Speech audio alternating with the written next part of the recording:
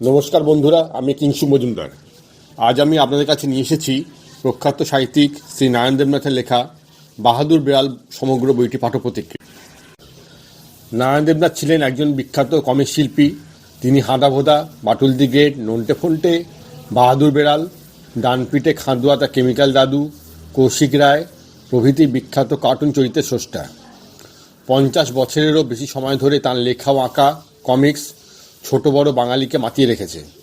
Comic strip ছাড়াও তিনি কিশোর শিশুদের জন্য উপন্যাস লিখেছিলেন। বাংলা কমিক্সের জনক নারায়ণ দেবনাথের অনবদ্য সৃষ্টি বাহাদুর বিড়াল চরিত্রটি। 1989-তে বাহাদুর বিড়ালের প্রথম পথ চলা শুরু হয়। কমিক্সের প্রধান চরিত্র একটি বিড়াল, যাকে সবাই বাহাদুর বলে ডাকে। সবকটা গল্পই খুব মজাদার। বন্ধুরা, আজ এই পর্যন্তই। আগামীকাল আমি আসবো আবার কোনো একটি বইয়ের পাঠ্যপ্রতিক্রিয়া নিয়ে। ভালো থাকবেন সবাই। নমস্কার।